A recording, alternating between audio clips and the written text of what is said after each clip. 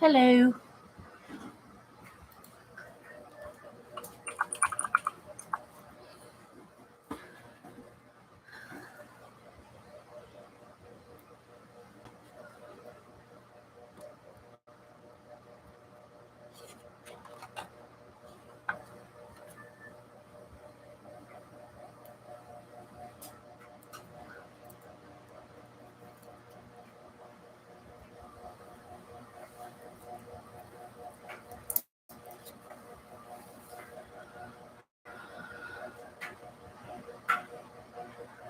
Don't know if chat's working again. I see people going and coming and going and coming, so I don't know if maybe the chat's not working or if maybe they're like, oh, no, don't want to do this. It's a live stream. Don't like that. Who knows?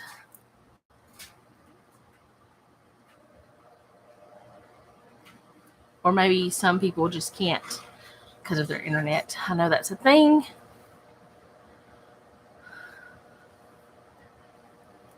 Like, can't join, that is. I could make sense, but I don't know how. Hello.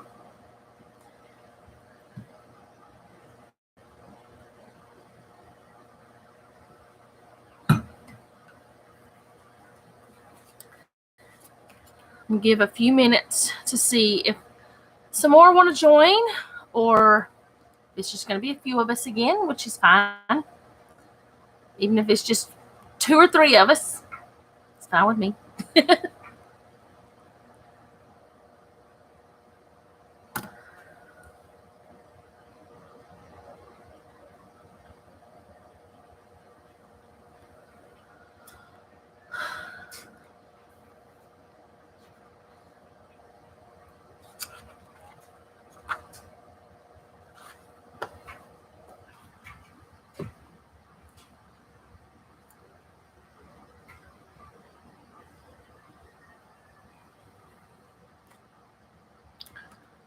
I should figure out something to do while waiting during this time, because it feels really weird just sitting here.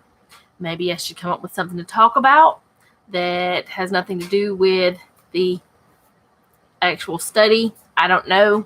You guys have any suggestions? Let me know. And I know some people are watching this after, like they can't watch it while it's live, which is fine. I understand that not everybody's time works out for this, but this time works out pretty good for me. And a few more of you guys. I would like to go ahead and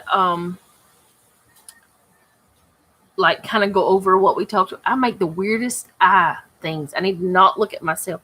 Anyway, I want to go over a little bit like what we talked about last week.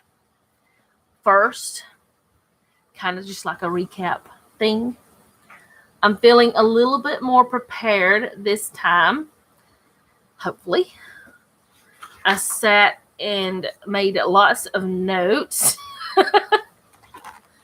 And more notes that I have, like last time I only had like a half a page.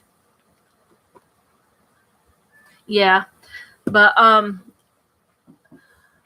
let's go ahead and do recap last week. So we started talking about Sarah. At the first, her name was Sarai, which that is the way I was taught that it is said, the way it's spelled. I may not be right. Like I have said, I'm not a theologian. I'm not a biblical scholar. Sorry about the dryer. The washer's going to. I thought it would be done by now, but it's not. Anyway, so I may not say every name right. I may not say every like place right. I may not say, the towns and cities or whatever, all those things. They are big words that sometimes I'm sure I get wrong, but that's okay. We can all look in the scriptures and find out for ourselves, because I always try to tell you which verses I'm going through or what I'm using. I'm going to be using my archaeological Bible again, because it just seems to have like some backgrounds that I liked, but we talked a little bit about Abraham, which was Abram in the beginning, but I try to focus on just the ladies right now. But sometimes you have to have the other things to get context. Anyway, we know that she was married to her half brother. We know that both of them, their father was Terah. We don't know anything about their mother. We don't know anything about much more. I mean, you can look in the genealogy. In Genesis 11, the genealogy is there that stops in Genesis 11:31, or actually 32, that tells about where Abraham came from. And since Abraham, they do the patriarchal side in the Bible, not the matriarch. But that does not mean that the matriarchs are not important. We have to remember that. Because Sarah is a matriarch. She's a very important person. So we know that they married. We know that she was barren. We know that she followed him when God said, go. Abraham went. And she followed, which is what we're supposed to follow our husband as long as he is in God's will. I'm going to talk about that a little bit more later. But anyway, we know that she followed him. We know that they told some fibs, kind of. They were technically not lies, but they were, because they omitted part of it, because they wanted to tell Pharaoh, or Abraham asked Sarah, tell him you're my sister. Don't tell him you're my wife, because if you tell them you're my wife, they're going to kill me. That was his thought. At least that's my thought of what it was. So they did tell lies. They ended up getting in some messes that way.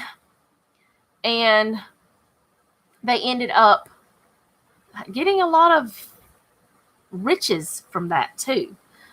They tried to get ahead of God. Hey, Tony.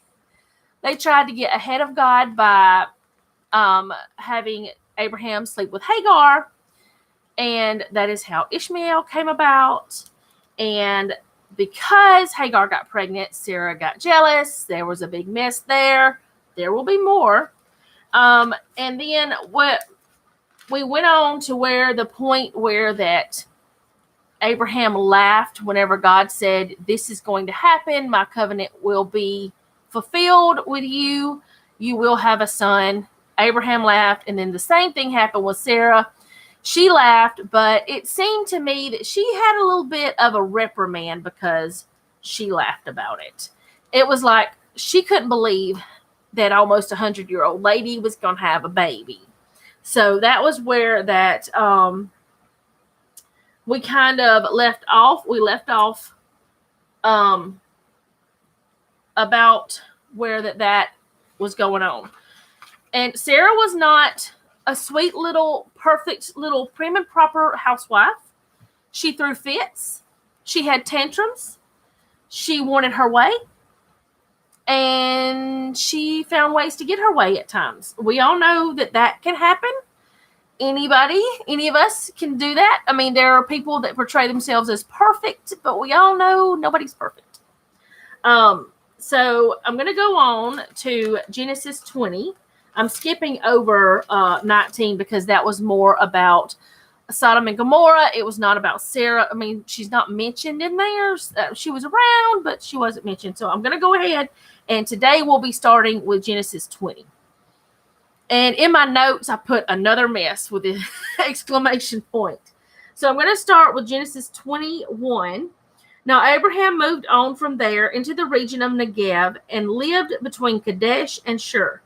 For a while, he stayed in Gerar, and there Abraham said to his wife Sarah, she is my sister, said of his wife Sarah, she is my sister. Then Abimelech, king of Gerar, sent for Sarah and took her. Okay, that was verses 1 and 2. Whenever the king sent for Sarah and took her, he was not taking her as, let's just go have a dinner, something like that. He was taking her to his harem, to his home to be his lady friend, which is the same mess that they were in before with the Pharaoh, because Abraham said, tell him you're my sister. Well, this time Abraham just straight up said, she's my sister. Didn't say she's my wife. She's my sister. So verse 3 says, but God came to Abimelech in a dream one night and said to him, you are as good as dead because you have taken, because of the woman you have taken, she is a married woman. So this time God came and said, hey, dude, that woman's married. They lied to you. Pretty much. I mean, that's not exactly what was said, but you understand. Also, I'm reading from the NIV, just in case you guys want to know. My camera keeps going in and out. Am I moving too much today? I don't know what's happening with me today. I'm in this mood that's different. Not a bad one, though. Now, Abimelech had not gone near her. So he said, Lord, will you destroy an innocent nation? Did he not say to me, she is my sister? And didn't she also say he is my brother? I have done this with a clear conscience and clean hands. So Abimelech's pleading his case with God. He's saying, hey, I didn't do anything. I didn't sleep with her. I didn't touch her. She is just hanging out at my house right now. And I was lied to. So how am I supposed to know, the truth? So that's my thought. I'm going to say it in my thoughts, I guess. Then in verse 6, it says, then God said to him in a dream, yes, I know you did this with a clear conscience, and so I have kept you from sinning against me. That is why I did not let you touch her. Now return the man's wife, for he is a prophet, and he will pray for you, and you will live. But if you do not return her, you may be sure that you and all yours will die. Early the next morning, Abimelech summoned all his officials, and then he told them all that had happened. They were very much afraid. Then Abimelech called Abraham and said, what have you done to us? How have I wronged you that you have brought such great guilt upon me and my kingdom? You have done things to me that should not be done. And Abimelech asked Abraham, what was your reason for doing this? So he's straight up confronting him. Why'd you do this, man? Why? You're causing me so much pain, so many problems. Verse 11 says, Abraham replied, I said to myself, there is surely no fear of God in this place, and they will kill me because of my wife. Besides, she is really my sister, the daughter of my father, though not of my mother, and she became my wife. And when God had me wander from my father's household, I said to her, this is how you can show your love to me. Everywhere we go, say of me, he is my brother. So there's a lot of places right now where we can go that we know God is not there, or at least the people are not following God. So in Abraham's mind, he thought, these people are not following God. They worship idols, or they don't worship anything, or whatever. So they're not going to care about the fact that I'm on a mission for God. So I'm just going to say, hey, she's my sister, because it's true. It's true. So for Abraham to do that, I feel like, to me, I don't feel like it was God's plan for him to lie to people, which I hate saying lie because it wasn't a lie, but I can't think of a better word. If you guys think of one, let me know. To mislead people. Yes, that's a better word. He was misleading these people. And because he misled them, bad things happened. And I'm going to just go ahead and skip down a little bit. In 14 and 15, they talk about all the things that Abimelech gave Abraham. And he actually profited from misleading people, which is not good. But that's what happened. Maybe it was God's plan so that Abraham could be able to take care of what he wanted to happen. I don't know. Either way it happened, but I don't feel like it was right. So anyway, verse 17 says, then Abraham prayed to God, and God healed Abimelech, his wife, and his slave girls so they could have children again. For the Lord had closed up every womb in Abimelech's household because of Abraham's wife, Sarah. So Abraham's misleading had caused God to cause these people not to further their people. They could not have children. The women could not get pregnant. To me, that is something that is kind of what's going on sort of now. Like, which I'm not going to talk about it much, but not the same exact thing, but there are forces working to stop women from having children. And I'm pretty sure you guys understand what I'm saying. But, or to make it easy for them to get rid of a baby. So that kind of is like, why are we stopping the furthering of our people? You know what I'm saying? I don't know what I'm saying. Maybe you know what I'm saying. I kind of know what I'm saying. So, this all happened. This right here happened within the year from the time that the angels came and told Abraham and Sarah, you're going to have the chosen one, the chosen child, the one who will carry on what I have promised, that the promised child, you're going to do that within this year. This all happened then.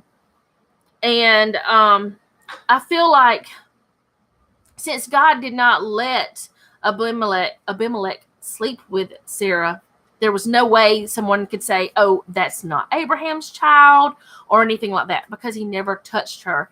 Her virtues were still intact. So I feel like God was protecting them, even though they were misleading people. And I feel like sometimes God protects us, even though we're not in a place we should be. I know that he protected me in times when I was not where I should be. And when I was far from him, he protected me and kept me from being in a worse situation than what I was in. And he will do that. And I think that is one thing that happened here.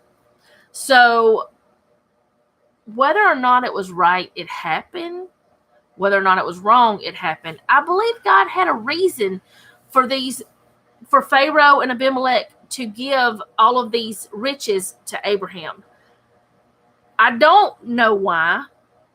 I don't, know why he needed it, other than he was the patriarch and he was taking care of a lot of people because he was in charge of all of the people, all of the slaves that they had, because I'm sure they had slaves, because that is what they called Hagar, was Sarah's slave. Well, in certain versions of the Bible, her maid servant, different things like that. So they did have to have money to take care of these things, to take care of these people. They did have to have food. So that was provided because there were sheep, cattle, and they actually were given more slaves. Abimelech and Pharaoh both gave them slaves. So now we're going to go on to Genesis 21, where Isaac is born. Hagar and Ishmael are sent away. And one of the things that I wanted to bring out was Isaac's name means laughter. So I don't know. I mean, God had said that he would be named Isaac. And I don't know if he said that he would be named Isaac because they laughed, or because he was the promised child, or, he would make things happier, or what the reason was. I can't speak English. But either way, he was, his name means laughter. And I wanted to bring that out just because I talked about the laughter last week. I got to have a drink of water. I feel like I'm talking more than last time. I don't know. Chapter 21, I really don't want to read all of it because there's a lot. But then in a way, I feel like if I don't, I won't be able to, I don't know. I'm just going to read, and then we'll see how far yet. We're probably going to finish Sarah today also. Chapter 21. Now the Lord was gracious to Sarah, as he had said, and the Lord did for Sarah what he had promised. Sarah became pregnant and bore a son to Abraham in his old age, at the very time God had promised him. Abraham gave the name Isaac, and to the son Sarah bore him. When his son Isaac was 8 days old, Abraham circumcised him as God had commanded. Abraham was 100 years old when his son Isaac was born. Sarah said, God has brought me laughter, and everyone who hears about this will laugh with me. And she added, who would have said to Abraham that Sarah would nurse children? Yet I have borne him a son in his old age. A lot of times, now we know that it's not always the woman that can't make the baby. But with this situation, we know that Abraham could make a baby because he did with Hagar. I feel like Sarah's womb was closed on purpose. Now, I'm 44. Could I have another child? Well, with a lot of help, I maybe could. Would I want to carry another child at 44? Don't know. Am I stopping it? No. But thinking that she was that old, almost 100, and had a baby. I wonder, were women stronger back then? Because,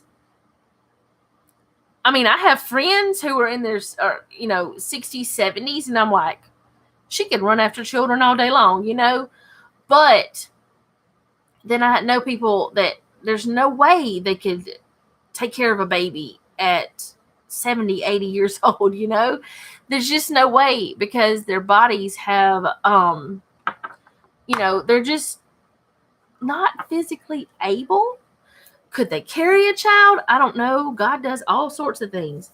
But I think she was almost 100. This was her first baby.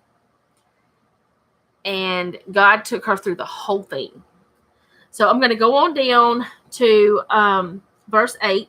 The child grew and was weaned, and on the day Isaac was weaned, Abraham held a great feast. But Sarah saw that the son whom Hagar the Egyptian had borne to Abraham was mocking. And she said to Abraham, get rid of that slave woman and her son, for that slave woman's son will never share in the inheritance with my son Isaac. Now, you have to think about Ishmael was like 13 by now, probably closer to 14 by the time that Isaac was born.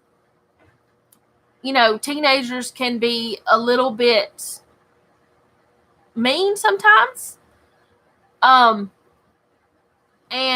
whenever you think about it, Hagar probably said things to Ishmael. He probably saw that he wasn't loved as much as he should have been. He probably saw he was the black sheep, kind of thing. He was the one that wasn't wanted. He probably saw that. So, yeah, he was probably picking and joking and poking at his little brother and didn't like him much because he was the promised child and he was the favorite. Now, I don't know for sure, but just in my own experience of seeing things throughout life, a lot of times whenever you're not treated as well as others, you will lash out. And that's okay, Donna. And hey, C. Dean, how are you? But I feel like, you'll lash out whenever you are not the favorite, whenever you're not treated well. And I feel like that's what Ishmael was doing. Probably had his mama saying things that maybe she shouldn't have said, but maybe they were true. And honestly, he probably saw that Sarah was not treating him like she should have. Now, in all the technical ways of the time, Sarah was supposed to be like his mother because she told Abraham, have a child with Hagar so I can, she's my surrogate mother, pretty much is what it was. But Sarah from the start did not ever treat Ishmael right, for my opinion. You guys can, tell me what you think. But I just feel like he wasn't treated equally. He wasn't treated fairly because of the craziness, which Hagar was very mean to Sarah whenever she found out she was pregnant. So maybe that started the mess. I don't know who started it. I just know it was a mess. So let me go on down. Where am I at? Verse 11. The matter distressed Abraham greatly because it concerned his son. But God said to him, do not be so distressed about the boy and your maidservant. Listen to whatever Sarah tells you, because it is through Isaac that your offspring will be reckoned. I will make the son of the maidservant into a nation also, because he is your offspring. Now, I was going to look up that I talked about last week of what nations that Ishmael, and I forgot how that his part came about, or where his lineage ended up, or they're still there now. I was going to look and I forgot, and I'm sorry. Maybe I will remember, and I can do that, and just we can talk about it in recap next week or something. So God told Abraham, let them go, because he's not the promised child. I'm going to take care of Hagar and Ishmael. I'm going to take care of them, even though you made the mistake. You tried to get ahead of me. I'm not going to hold it against them. That is what my feeling is that God was saying to Abraham. So Sarah got what she wanted. Like I said, she threw tantrums. Verse 14. Early the next morning, Abraham took some food and a skin of water and gave them to Hagar. He set them on her shoulders and then sent her off with the boy. She went on her way and wandered in the desert of Beersheba. Now, I was not going to go on because this is Hagar's story now, and it has nothing else to do with Sarah. But right now, you guys can tell me, do you want me to go ahead with this part, or do you want me to go on to the rest of Sarah? Because there were some things that happened with Hagar that have nothing to do with Sarah after that. So, and we can talk about Hagar too. I want to actually talk about her because, we have some, but she got a raw end of the deal, I feel like. But if you guys want to talk about Hagar some more, we can go back to that. But otherwise, I'm going to go on to Genesis 23. Oh, go ahead, because they're sort of interlocking. Okay, I will. So it goes on. It says, in verse 15, when the water in the skin was gone, she put the boy under one of the bushes. Then she went off and sat down nearby, about a bow shot away, for she thought, I cannot watch the boy die. And as she sat there nearby, she began to sob.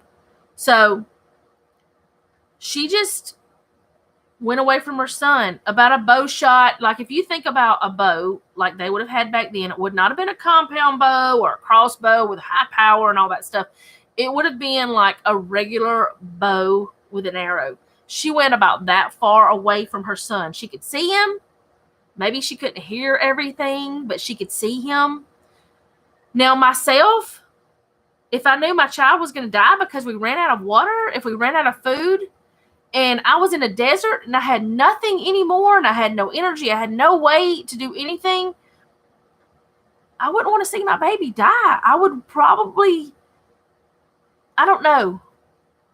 I don't know if I'd walk away, but I feel like I would.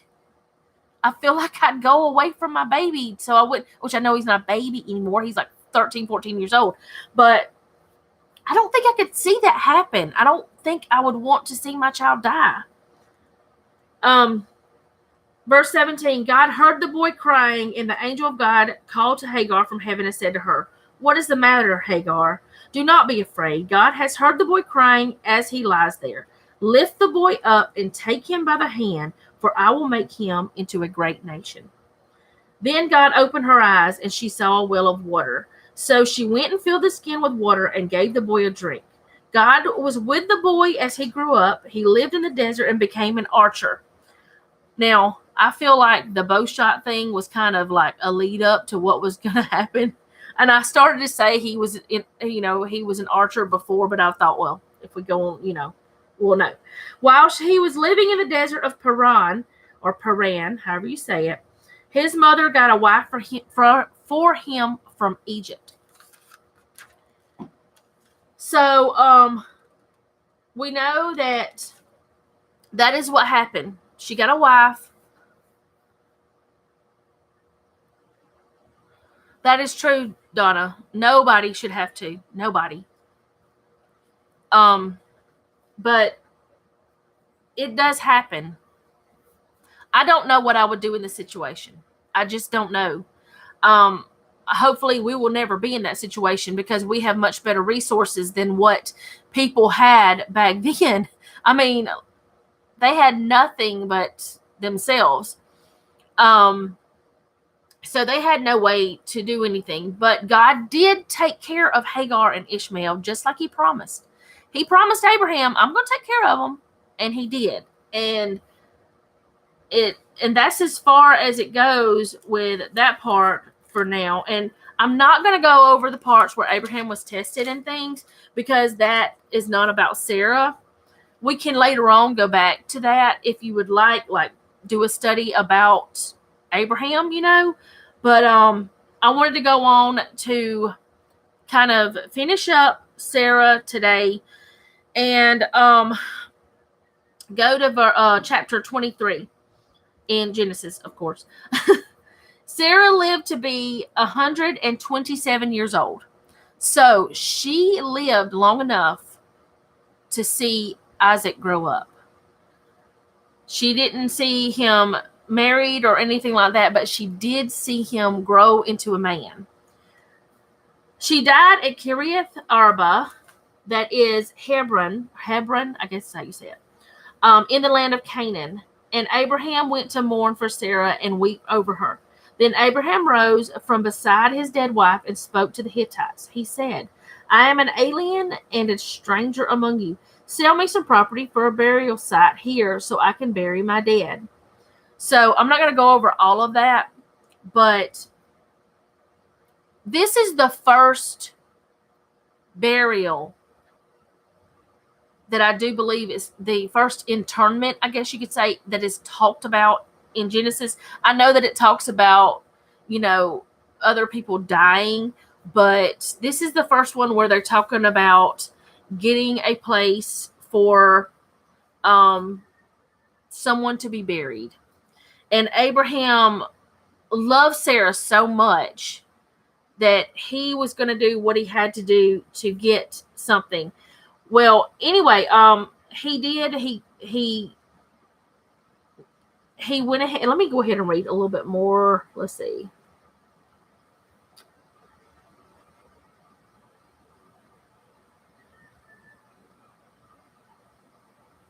Okay. I'm going to go on down to verse 10. Ephron the Hittite was sitting among his people, and he replied to Abraham in the hearing of all the Hittites who had come to the gate of his city. No, my lord, he said, listen to me. I give you the field, and I give you the cave that is in it. I give it to you in the presence of my people. Bury your dead. Again, Abraham bowed down before the people of the land, and he said to Ephron in their hearing, listen to me, if you will. I will pay the price of the field. Accept it from me so I can bury my dead there. Abraham didn't want to take it for free. Now, I'm not sure why. I mean, I understand that he wanted to own it maybe, but Ephron was going to give it to him, but he said, no, I want to purchase it, which I feel like was what should have been done, especially since Abraham had gotten so much money from telling fibs or misleading people. But anyway, so the Ephraim's field in Machpelah near Mamre, both the field and the cave in it, and all the trees within the borders of the field, was deeded to Abraham as his property in the presence of all Hittites who had come to the gate of the city. Afterward, Abraham buried his wife in the cave in the field of Machpelah near Mamre, which is at Hebron in the land of Canaan. So the field and the cave in it were deeded to Abraham by the Hittites as a burial site. So that is the last thing we hear about Sarah in the Old Testament. But she is in the New Testament, and I want to turn over to Romans 4:19. And I want to go over a little bit that's in there because different New Testament writers talked about her as well. And I feel like some of the things she did we can learn from ourselves. She wasn't perfect. I didn't expect her to be perfect. Abraham was not perfect. And I believe that God put their story in here, well, first to tell us where we came from, but second, so that we would know we're not going to be perfect. We would know that God does not expect us to be perfect and Him still take care of us. And if we study more of the descendants of Abraham, we'll learn that more of them were buried where Sarah was. It was a burial place for several of the different, from what I can remember anyway. And if I'm wrong, please forgive me and please correct me.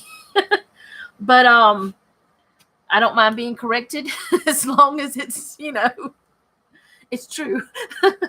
But anyway, I believe God does take care of us even if we do wrong. God took care of Hagar even though Sarah was out of line. She wasn't in God's plan to say, Abraham, sleep with my maid, have a child with her. And then she treated her badly and treated him badly, which they were like, it's a good reason to not have multiple wives, I think. Because they're not always going to get along. But in Romans 4:19, it says, without weakening in his faith, he faced the fact that, wait a minute, where am I at? Am I in 4? Romans 4:19. Oh, yeah, that's the right place. I'm sorry. Without weakening in his faith, he faced the fact that his body was as good as dead, since he was about 100 years old, and that Sarah's womb was also dead. So in Romans, we know that they're talking about that Sarah's womb was dead. It was like, it's not happening. In verse 20, it says, yet he did not waver through unbelief regarding the promise of God, but was strengthened in his faith and gave glory to God, being fully persuaded that God had the power to do what he had promised. So that's not exactly, it's about Sarah, but it's talking about Abraham's faith. But Sarah had to have faith too, which I know their faith wavered a little bit, but they learned. They didn't do it again. They didn't do any more of the Hagar situation anymore. At least it's not recorded, and I don't think they did. And then in Romans 9:9, it says, for this was how he promised, how the promise was stated. At the appointed time, I will return and Sarah will have a son, which we read about that. We know that the angels came and said, this is going to happen. Next year, you're going to have a baby. So that's what that was talking about in Romans. And then Galatians 4:21 through 23, it talks about Ishmael and Isaac.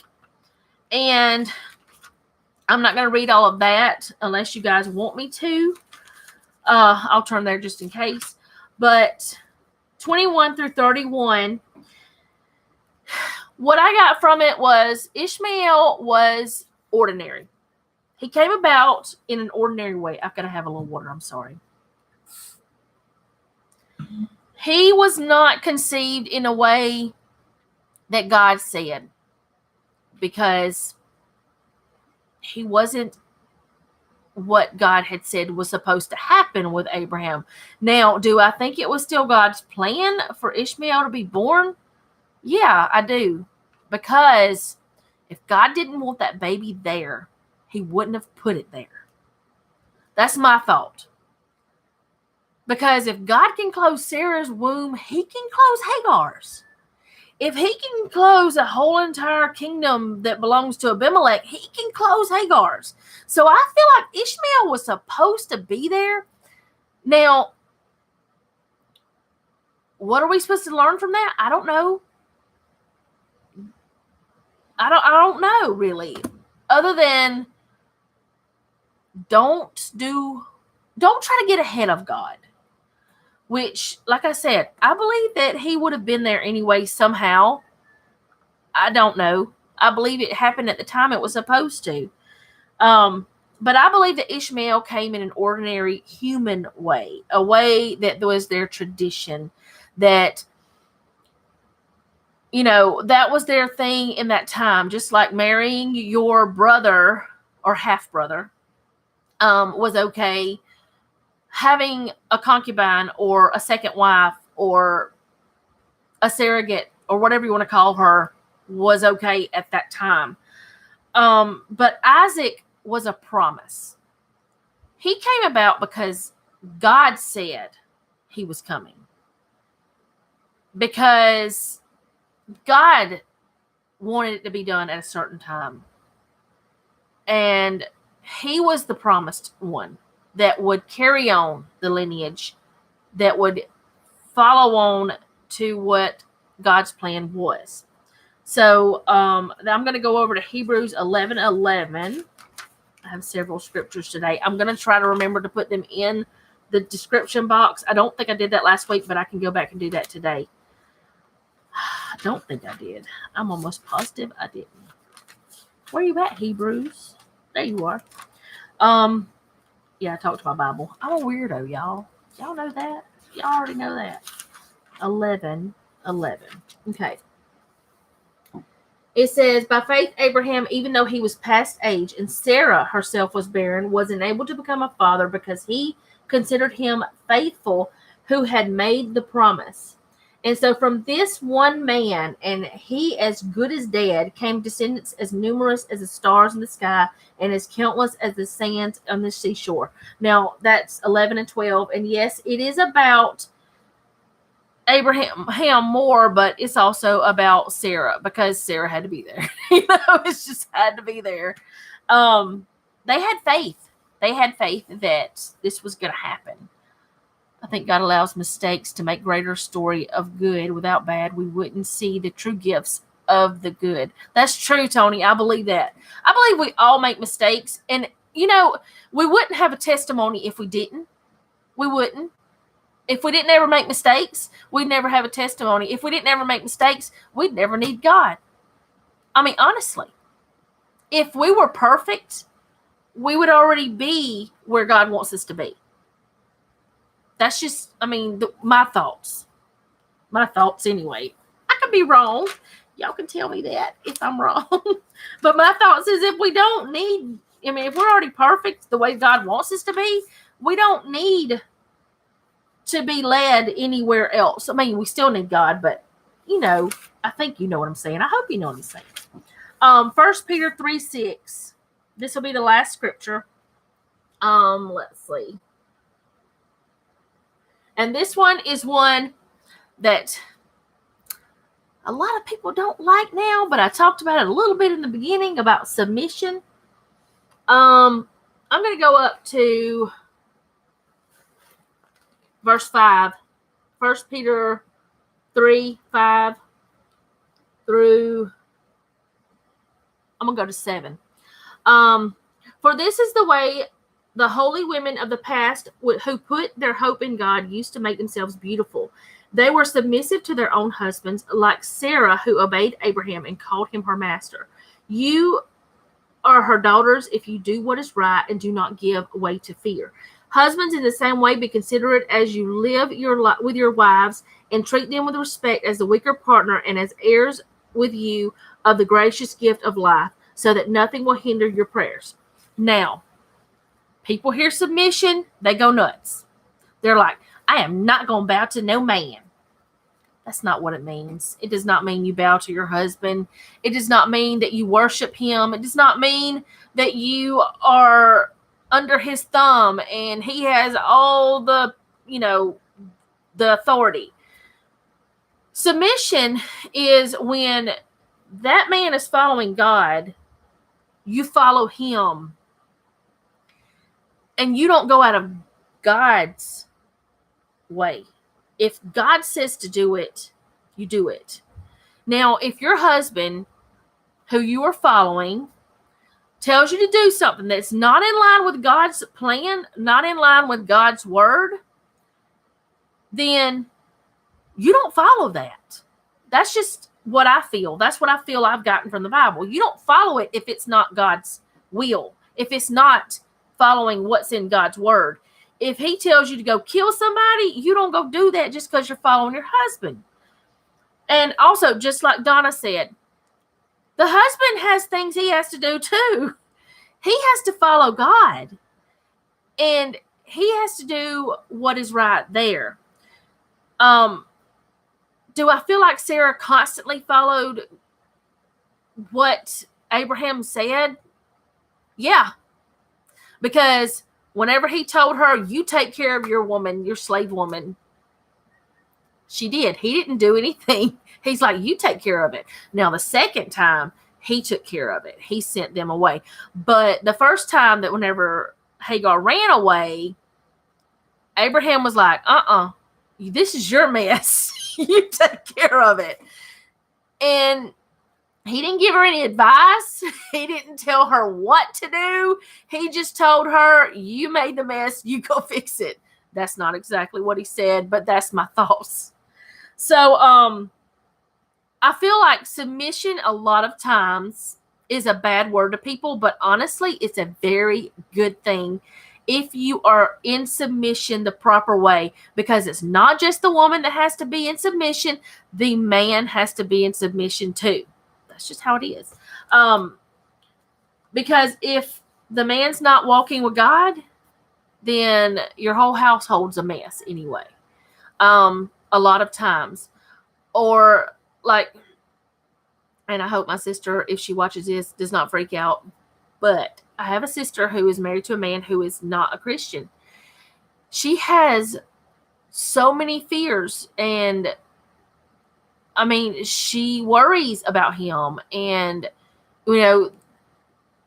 yes, unequally yoked, and things are harder. Now, he encourages her to go to church. He encourages her to read her Bible. He does not, he backs her up in all things that she wants to do that has to do with God.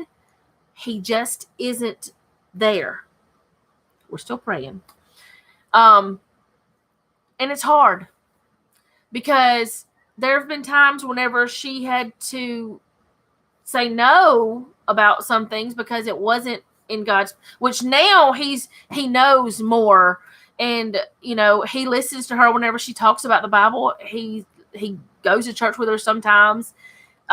He's not against God, he just isn't there. But it's hard whenever you're unequally yoked. It is very hard. And there was a time whenever Jeff and I were unequally yoked, and it was hard. It wasn't a very long time, but it seemed forever. It just seemed forever. But that is why I say whenever you're in submission, the man has his submission, the woman has her submission, the children have their submission, everybody does. There is something we always have to submit to. Someone we always have to submit to, because there's always a higher authority. And our highest authority is God. And if everything doesn't line up with him, we're not where we need to be, and we need to back up and figure out, hey, God, where did I go wrong? What do I need to do? How do I fix this? And honestly, I know people talk about the Proverbs 31 woman, and, she's wonderful, all these things. But there was a time when I was very I'm outspoken anyway, and I was very defiant, though. I'm not going to do what you tell me to do. Even if I want to do it, I'm not going to do it because you said for me to do it, kind of thing. I'm not that way anymore. Now it's an equal marriage because we listen to each other. We don't have arguments like we used to. We don't fight like we used to. So anyway, I didn't really mean to go there with all that. But Sarah did follow her husband wherever he went. God told them to leave, and they left. They went thousands of miles. I found out that I was wrong last week whenever I said 1,426 miles. That was something I had gotten. It was wrong. I cannot remember the exact number now. But like I said, I'm not a theologian. I'm not a scholar. I do get things wrong. I don't mind being corrected. But anyway, the moral of the story for me, what I got really out of this whole entire Sarah situation is, even when things seem twisted, if you are in God's will, things work out. Things will work out even when it's a mess. Even whenever you have gone completely against what God says, whenever you have totally gone the wrong way, God will pull you back and he will straighten you out. He will tell you, hey, this is not what I said. This is not my plan. Let's fix this right now. That kind of thing. I had brought this book out because I was going to use it, but I didn't need to, I guess, because I wrote so many notes.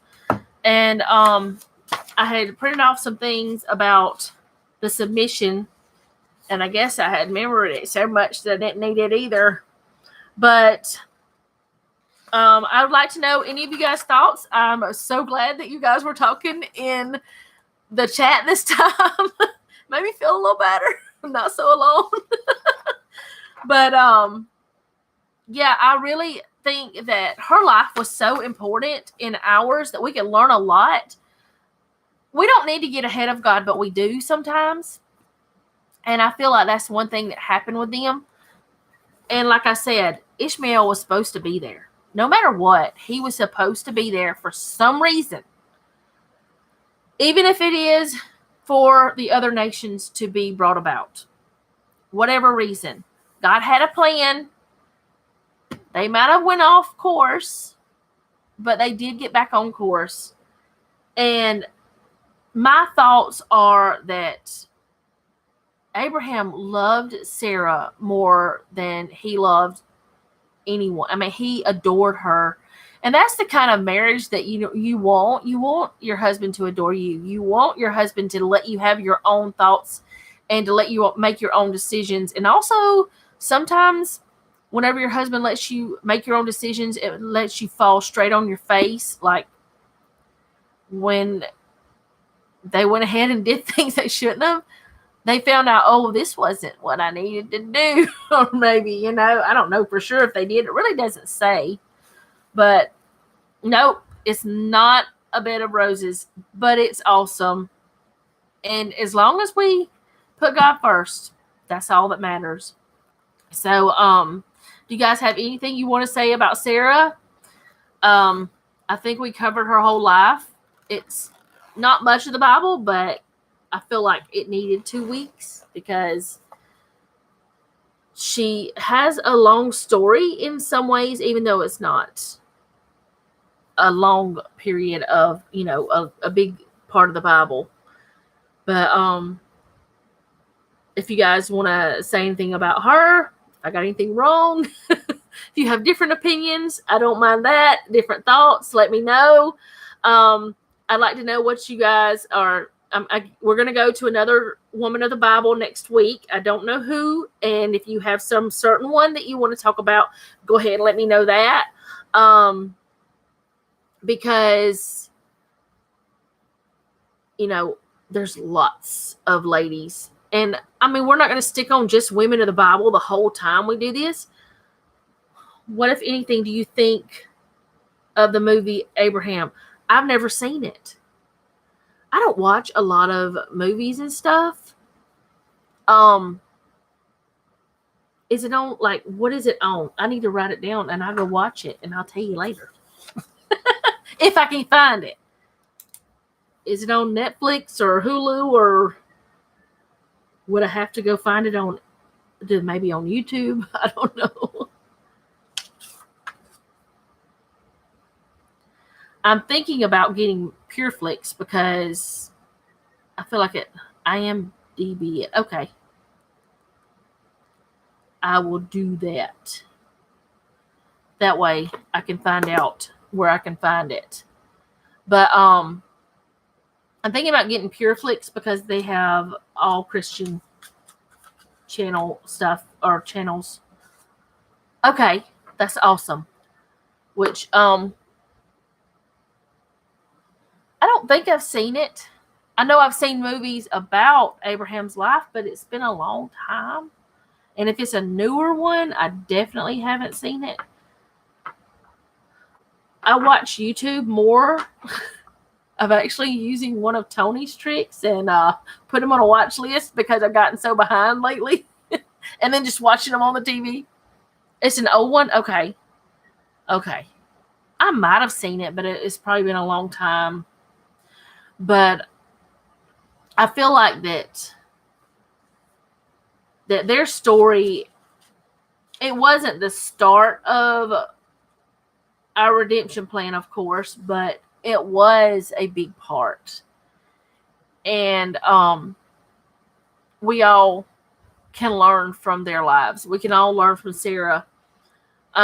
Is there another one of the ladies that y'all have in particular that you would like to talk about next week? Because, like I said, there's a lot of them. Or do you want to go on to somebody else? Like, do you want to go to another something? I don't know. Someone else, something else.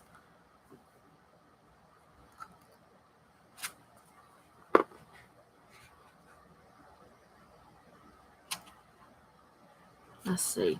And I also still have to figure out how to get the chat on the video. I don't know how to do that. I haven't figured it out.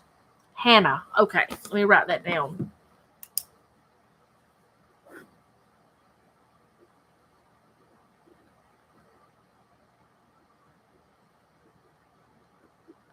Because, I mean, I don't want to say I don't care because that sounds very mean to me sometimes. And I say it a lot, but the way I mean it is not saying I don't care. I don't mind who we study because I like them all. I like to study all of the Bible.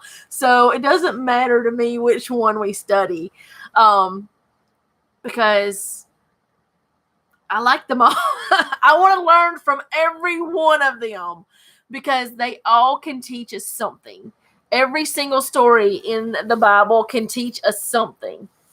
And I think I showed you guys this Bible last week, this archaeological one. I asked Jeff last night, I said, is there a way that we could make a leather cover or something for this so that and glue it to it so it wouldn't fall apart anymore? Because I love this Bible because it has so much, so many awesome pictures and things, which there was nothing to show this time. But see, I had marked all kinds of places for Sarah. And I didn't even use this book. Didn't even need to this time because I remembered a lot of the things that was in here. You can have it rebound. I thought about that, but it was one of the paper, like, it's one of those hardback ones. I got it from a thrift store for like $2. But I knew it was out of print. So I thought, I'm going to get it. And it looked like this when I got it years ago. And it's falling apart. And it's like the hardback stuff. And this was all messed up. Like, that was all wrinkled. And that has a big tear in it.